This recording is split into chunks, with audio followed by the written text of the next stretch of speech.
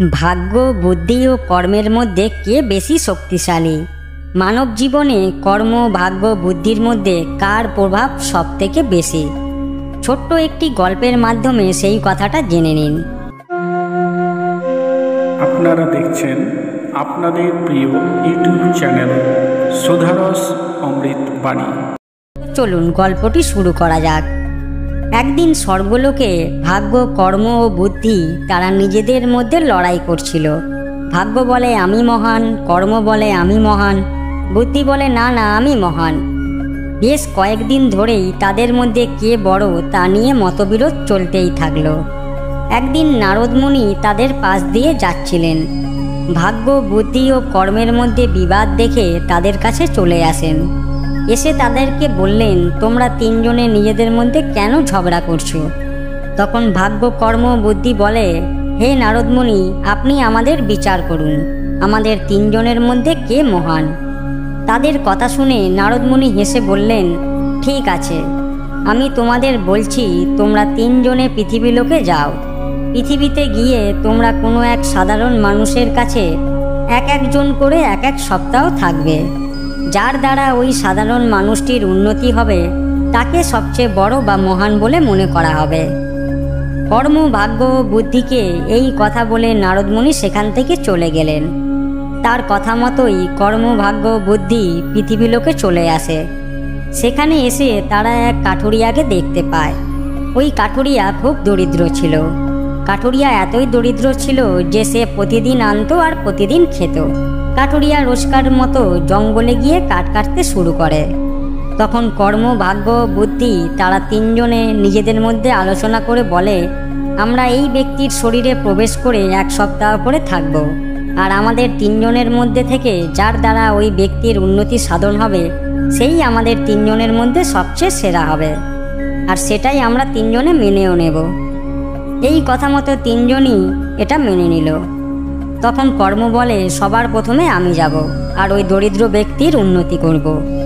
এরপর কর্ম ওই ব্যক্তির মধ্যে প্রবেশ করে।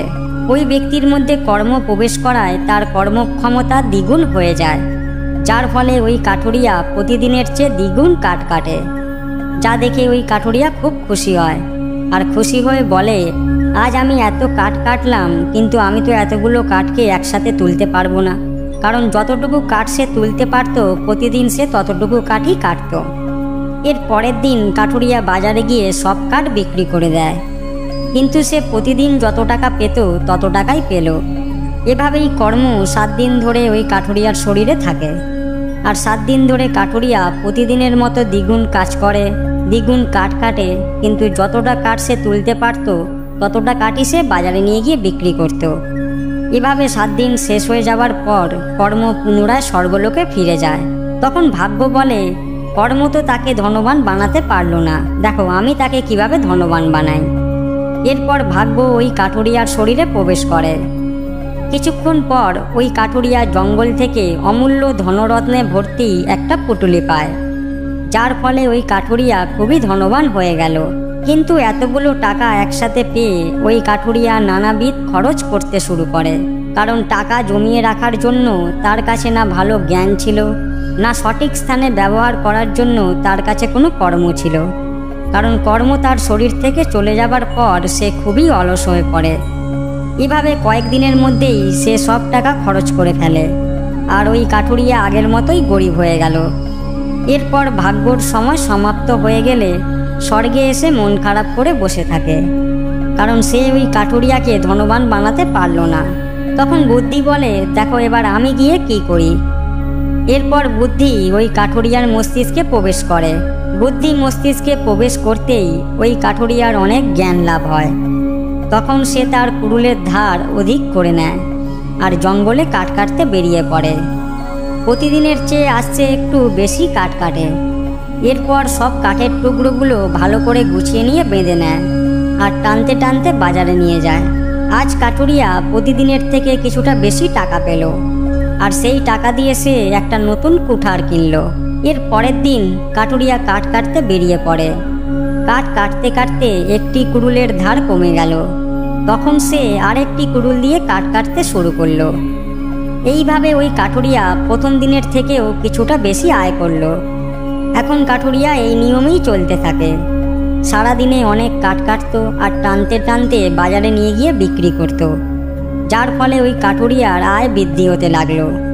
কাঠুরিয়ার মাথায় বুদ্ধি থাকাতে সে এখন শুধু সঠিক জায়গাতে অর্থ খরচ করে, যার ফলে ওই কাঠুরিয়ার দরিদ্রতা ধীরে ধীরে সমাপ্ত হয়ে যায় আর 7 দিনের মধ্যেই সে ধনবান হয়ে গেল।